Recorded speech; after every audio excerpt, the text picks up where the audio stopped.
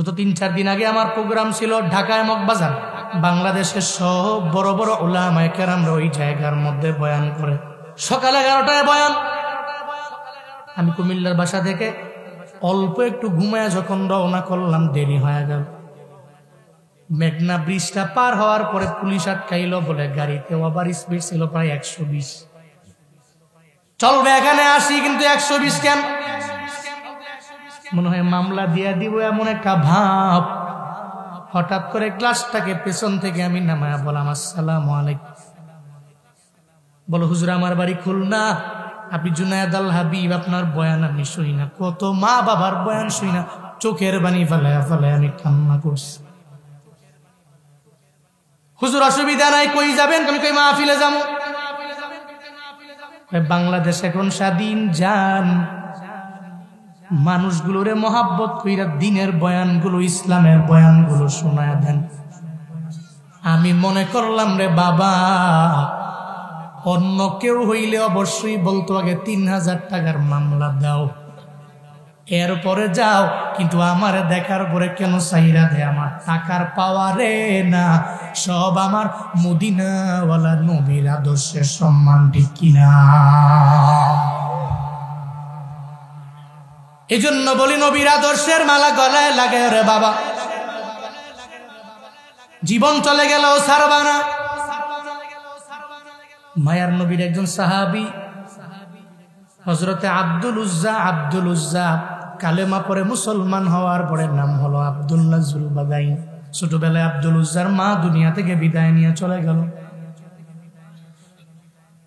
ছোটবেলায় মা যখন বিদায় নিয়ে চলে যায়, সন্তান কত পরিমাণে পাগল পাড়া হয়ে যায়। এই 70 বছরের মুরব্বী যদি মা হারায়ার পরেও দেখবেন চোখের পানি ফেলায় কান্না করে। 80 বছরের একটা মুরব্বী দেখবেন মা যখন বিদায় নিয়ে চলে যায়, মা মা বলে চিল্লায়, মনে হয় 10 বছরের একটা ছেলে। কেন রে? বলে মায়ের জন্য সন্তানের আবার আশেক হয়ে যায়। মনে মনে ভাবে, দুনিয়ার কেউ আমার আপন না, আমার মা বড় আমার আপন। মায়ের মতো আপন কেউ নাই। আব্দুল উজ্জা যখন দুনিয়া থেকে মা বিদায় নিয়ে চলে গেল, বাবা আর একটা বিয়া করে আনলো। এখন ঘরের মধ্যে নিচের আপন মা নাই, ঘরের মধ্যে আরেকটা ঘরের একটা নমুনি ঘরের মধ্যে আনলো। যার আপন মা নাই, ওই বান্দা বুঝে আপন মায়ের কি পরিমাণে দাম। ও আল্লাহর বান্দা, আব্দুল উজ্জা এখন মা হারায়া বড় অসহায় হয়ে গেল। এখন পরিপূর্ণ কদর জানে, কদর দিতে পারে আমার মায়ের কি পরিমাণে কদর। বাবা বিদায় নিয়ে চলে যাবে, মাও যদি বিদায় নিয়ে চলে যায়, গেলে আমার মাও নাই, আমার বাবাও নাই। লাকাদ কানা লাকুম ফি রাসূলিল্লাহি উসওয়াতুন হাসানাহ। আল্লাহ পাক বলেন, মদিনাওয়ালা নবীর মাঝেই তো তোমাদের জন্য রয়েছে উত্তম আদর্শ। ওই আদর্শ গ্রহণ করে নাও। ওই আদর্শের মালা গলার মধ্যে লাগায়া বান্দা তুমি আগায় যাও। আল্লাহ পাক বলেন, দুনিয়াতে কত মানুষের আদর্শ তুমি দেখতে চাও, সব আদর্শ যদি একটা পাল্লায় রেখে দাও, মদিনাওয়ালা নবীর আদর্শ যদি আর এক পাল্লায় মাপার জন্য রেখে দাও, তো দুনিয়ার সব মানুষের আদর্শের পাল্লাটা হালকা হয়ে যাবে, আমার মদিনাওয়ালা নবীর আদর্শের পাল্লাটা ভারী হয়ে যাবে। আল্লাহ পাক বলেন,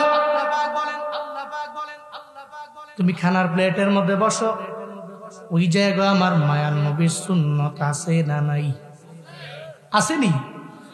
রাস্তা দিয়ে হাঁটলেন, হাঁটার সময় ডানে হাঁটবেন না বামে হাঁটবেন, হাঁটার সময় কেমন কথাবার্তা বলবেন, ওই জায়গার মধ্যে আমার নবীর আদর্শ আছে না নাই? দুইজনের সাথে মোলাকাত হলো, দুই বন্ধু কেমনে কথা বলবে, কিভাবে বলবে, ওই জায়গায় নবীর আদর্শ আছে না নাই? নবীর আদর্শ এত সুন্দর, কোন বান্দা যদি ওই নবীর আদর্শের মালা গলার মধ্যে লাগায়া যদি আগায়া যাইতে পারে, কোনো চিন্তা নাই, কোনো টেনশন নাই। আল্লাহ বলেন আসমানের নিচে জমিনের উপরে তার চাইতে দামি আর কেউ নাই। জুনায়েদ আল হাবিবের মহব্বত করে মানুষ কেন? টাকা পয়সার মালিক, ধনী মানুষ, অনেক বড় নেতা, এই জন্য আমারে মানুষ ভালোবাসে। বান্দা এমন হবে না। আমার জুব্বা বড় সুন্দর, বড় দামি, এই জন্য মানুষ আমারে ভালোবাসে না। কেন ভালোবাসে? আজকে আমি জুব্বাটা কইলা, শার্ট প্যান্ট টাই লাগায়া যদি টুপিটারে বাদ দিয়া চুলের মধ্যে একটা কাটিং লাগায়া যদি আমি সমাজের মধ্যে চলাফেরা করি, খুদার কসম করে বলি একটা মানুষও আমারে ভালোবাসবে না, ঠিক কিনা? এই জন্য আল্লাহ পাক জানায়া দিলেন মদিনাওয়ালা নবীর আদর্শের মালা গলায় লাগাও। যদি আদর্শের মালা গলায় লাগাই তাহলে ফায়দা হবে দুইটা, আল্লাহ জানায়া দেয়। কুল ইন কুনতুম তুহিব্বুনাল্লাহ ফাত্তাবিউনি ইউহিব্বুকুমুল্লাহ ওয়া ইয়াগফির লাকুম যুনুবাকুম আল্লাহু গফুরুর রহিম।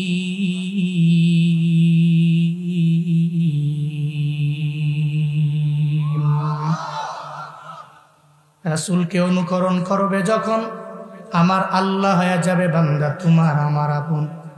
আল্লাহ যদি আমার আপন হয়ে যায়, আমার জিন্দেগি সব গুনাহ মাফ করবে। তখন বলেন সুবহানাল্লাহ। আল্লাহ পাক বলেন আমার নবীরে ফলো যদি করতে পারো। রবের ভালোবাসা চায় না, আমার রবের পক্ষ থেকে জান্নাত চায় না এমন কোনো বান্দা নাই। সব বান্দা জান্নাতি হওয়ার জন্য এই যে ফজরে যায়, জোহরে যায়, আসরে যায়, মাগরিবে যায়, এশায় যায়, এই যে ঘুম বাদ দিয়া মাহফিল শোনার জন্য ময়দানের মধ্যে আসলেন রে বাবা, টাকার জন্য না, বাড়ি গাড়ির জন্য না, বরং রবের জান্নাত কেমনে পাওয়া যায় এই চিন্তা নিয়ে বান্দা সব জায়গায় জায়গায় দৌড়ায় যায়। শুধু তাই না রে বাবা, কত এলাকায় গেলে যুবক দোয়ার জন্য আসে, হুজুর 10 কিলোমিটার বাইক চালাইয়া দোয়া নেওয়ার জন্য আসে। কেন রে? বলে হুজুর যাতে করে দোয়া দিয়া উলামায়ে কেরামদের সাথে জান্নাতের মেহমান হতে পারে। এই চিন্তা নিয়ে আগায়। আল্লাহর ভালোবাসা পাওয়ার জন্য মানুষ বড় পাগল। আল্লাহর ভালোবাসা তখনই তুমি পাবা যদি আমার মদিনাওয়ালা নবীর আশিক হয়ে যাও। ওই নবীর আশিক যদি হতে পারো রে গুলাম, আল্লাহকে ভালোবাসা লাগবে না, আল্লাহই তোমারে ভালোবাসবে। এই জন্য আল্লাহ পাক জানায়া দিলেন বান্দা তুমি মদিনাওয়ালা নবীরে ভালোবাসা আরম্ভ করে দাও। ওই নবীর আদর্শের মালা গলায় লাগাইলে ফায়দা তোমার দুইটা। 1 নম্বরে আল্লাহ ভালোবাসবে, আর 2 নম্বরে আমার মাওলা জিন্দেগীর গুনাহ মাফ কইরা দিবে। হযরতে বেলাল কত পরিমাণে কালো সাহাবীর নাম। ওই বেলাল আমার রবের দরবারে কেন এত দামি হয়ে গেল? যেই বেলালের কালো চেহারার কারণে চেহারাই দেখা যায় না,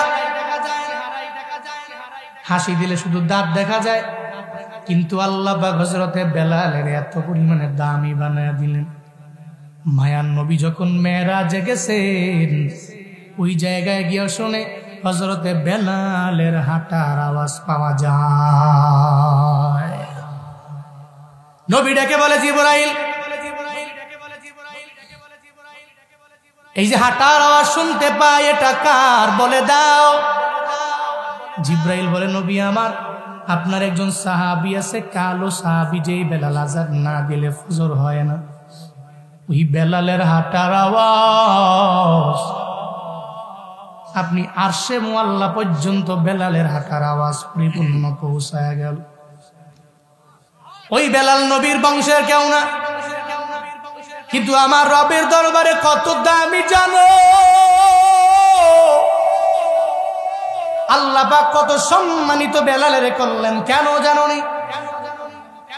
আমার মদিনাওয়ালা নবীর আদর্শের মালা গলার মধ্যে লাগায় বেলাল লাগায় গেল। এই জন্য আল্লাহ হযরতে বেলালের দামও বাড়ায় দিল। আবু তালেবের দাম বাড়ে নাই।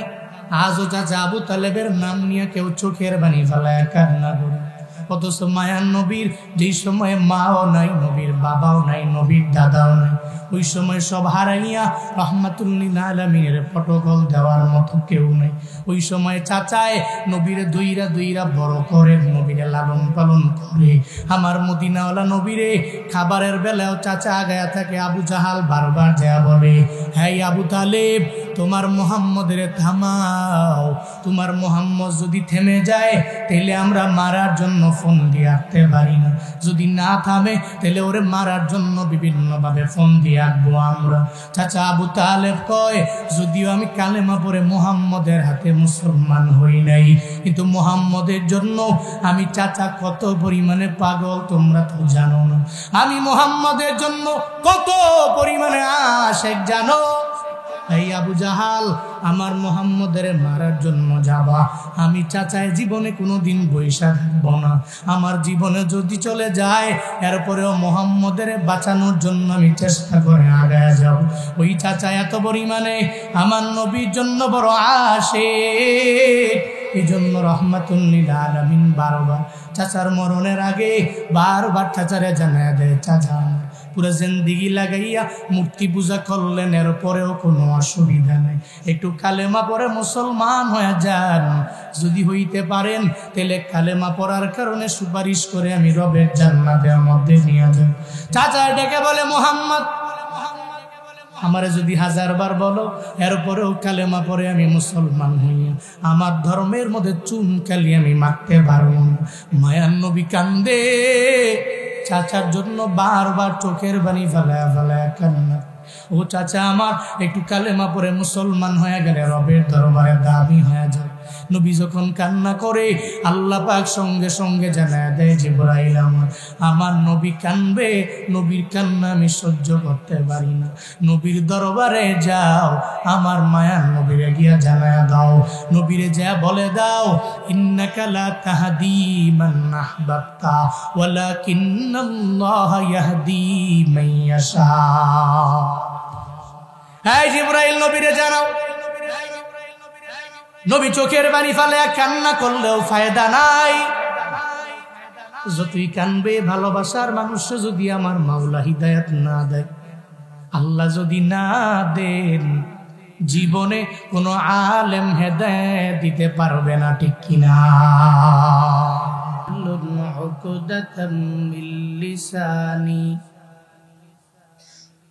واحلل عقدة من لساني يفقه قولي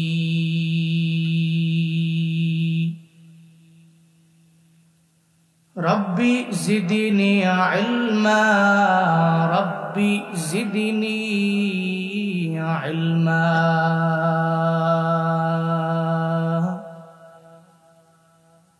ربي زدني علما ربي يسر ولا تعسر وتمم علينا بالخير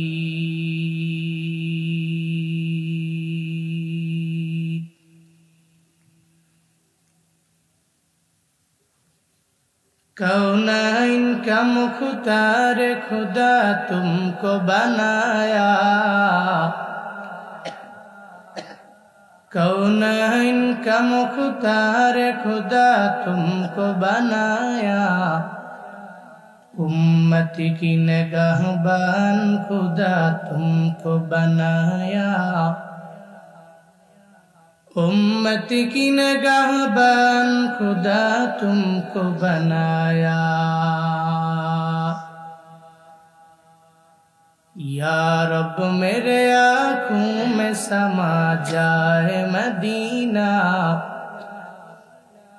या रब मेरे आँखों में समा जाए मदीना मुद्दत से मेरे दिल में तमन्नाए मदीना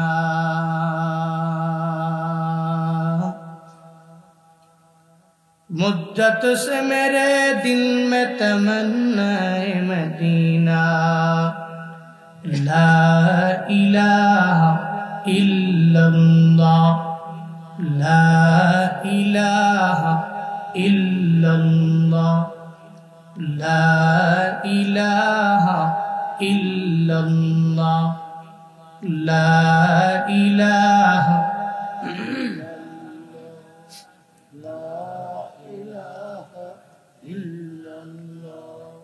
ला इलाहा इल्लल्लाह ला इलाहा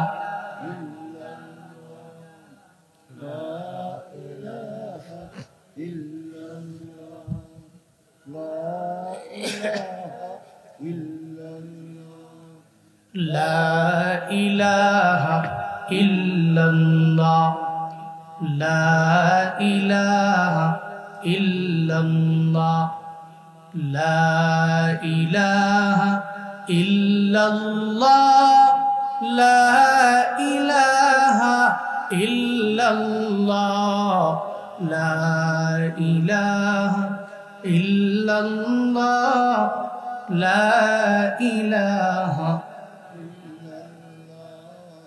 ला इलाहा इल्लल्लाह ला इलाहा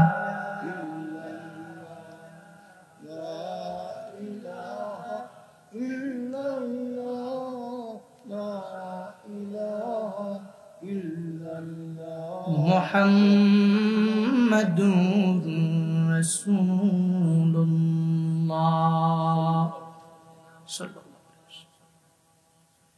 চৌধুরী ঘুগার যুব সমাজের উদ্যোগে আয়োজিত চতুর্থতম বার্ষিক তাফসীরুল কুরআন মাহফিলের আজ 8 ডিসেম্বর 2024 মুতাবাররাক এই মজলিসের সম্মানিত সভাপতি অবসরপ্রাপ্ত শিক্ষা অফিসার জনাব আলহাজ মোহাম্মদ মহিউদ্দিন খন্দকার সাহিব, আজকের এই মাহফিলের সম্মানিত প্রধান অতিথি রায়গঞ্জ তাড়াশ সলঙ্গার সাবেক জাতীয় সাংসদ আলহাজ মোহাম্মদ আব্দুল মান্নান তালুকদার সাহিব, আজকের এই মাহফিলের বিশেষ অতিথি জনাব ভিপি আইনুল হক সাহিব, জনাব এবিএম আব্দুল সত্তার সাহিব। আজকের এই মাহফিলে আমার পূর্বেই কোরআন এবং হাদিস থেকে দিক নির্দেশনামূলক বাণী আপনাদেরকে শুনিয়েছেন মুফাসসিরে কোরআন, আলোড়ন সৃষ্টিকারী বিশিষ্ট ইসলামী চিন্তাবিদ, চণ্ডীভোগ হাফিজিয়া মাদ্রাসা তারাশের সম্মানিত মুহতামিম হযরত হাফিজ মাওলানা মোহাম্মদ জহুরুল ইসলাম জামিল দামাত বরকাতুহুম। আরো কথা বলেছেন হযরত মাওলানা মোহাম্মদ নজরুল ইসলাম জিহাদি দামাত বরকাতুহুম। কথা বলেছেন হযরত মাওলানা মোহাম্মদ ফজলুল হক দামাত বরকাতুহুম। আরো অনেকেই বাদাল মাগরিব থেকে নিয়ে এ পর্যন্ত কোরআন এবং হাদিস থেকে সুন্দর দিক নির্দেশনামূলক বাণী আপনাদেরকে শুনিয়েছেন। আজকের এই মাহফিলের আয়োজন করেছেন যুব সমাজ, ইয়াং সোসাইটি, যাদের অক্লান্ত পরিশ্রমে এই মাহফিল দাঁড়িয়েছে। চতুর্থতম যেহেতু, এর মানে এরা এর আগে 3 বার করেছেন, এবছর চতুর্থতম। এই যে সুন্দর একটি মাজলিস, নবীজির ভাষ্য মতে বেহেশতের বাগান, এই যে আসলেন বসলেন, আপনারা খুশি না বেজার? সবাই বলবেন ভাই খুশি না বেজার?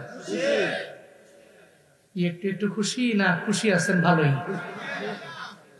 খুশির আওয়াজটা ভাল লাগতেছে না আমার। খুশি তো? আজকের এই মাহফিলের আয়োজন যারা করেছেন, আল্লাহ যুবকদেরকে দুনিয়া এবং আখেরা উভয় জগতে কল্যাণকামীদের অন্তর্ভুক্ত বানায় দেন। সকলেই পড়ি আমিন। প্রিয় হাজরিন, এই সমাজে, এই এলাকায় অনেক মানুষ আছে যাদেরকে আপনি একবার কেন, দুবার কেন, তিনবার কেন, 10 বার ওর কাছে ভালো কিছুর দাওয়াত নিয়ে গেলে সে অ্যাকসেপ্ট করে না, বরং ইগনোর করে। এই যে মাহফিলে আসলেন, আপনারা কেউ টাকা দিবে না, বাড়ি করে দিবে না, নিজের খেয়ে নিজের পরে নিজের শ্রম দিয়ে এই যে মাহফিলে আসলেন, এই যে বসলেন, কিছু আলোচনা শুনবেন, তৌফিক দিচ্ছেন কে? আরো জোরে বলেন, কে তৌফিক দিচ্ছেন? এতে কোনো সন্দেহ আছে? তৌফিক তো আমাদের নাই। আমরা চলতে পারি না, আমরা খাইতে পারি না, আমরা বসতে পারি না, আমরা যাইতে পারি না, আমরা একটা কদম ফালাবো এই যোগ্যতা আমাদের নাই। শুধু কি তাই বলে না, একটা মানুষ অক্সিজেন অ্যাকসেপ্ট করে, কার্বন ডাইঅক্সাইড বের করে। এই যে অক্সিজেন, কার্বন ডাইঅক্সাইড বের করে সেকেন্ড টাইম আপনি যে অক্সিজেন নিতে পারবেন, এই গ্যারান্টি পৃথিবীর কোন ডক্টর আপনার দিতে পারবে? ডাক্তাররা কত কথাই বলে, যেমন বলে, আমার পরিচিত একজন আছে, বাবা যে মসজিদে খুতবা দিতেন ওই এলাকার, বহু বছর আগের এক ঘটনা। মুরব্বী উঠছে কেন, কই যাবেন? হ্যাঁ, আইতে হইব। আর একটা কথা বলে রাখি, এই যে আসলেন, বসলেন, যদি খারাপ লাগে শুয়ে যাবেন, লেকিন উঠা যাবে না। একজন যদি খালি উঠছে, তাহলে মাহফিল বন্ধ করে ওনার বিষয়ে বয়ান হবে 5 মিনিট আগে, এরপরে মাহফিল। একটু ধৈর্য সহকারে বসেন, আমি আপনাদের কষ্ট দিব না। এটা আমার মাহফিল থেকে কেউ উঠতে পারে না, ভয় পায় না, ওই যে ওরা জানে। উঠেন না, উঠলে আপনার বিষয়ে বয়ান নেব, 10 মিনিট পরে হইলো বয়ান আরেক জায়গায়।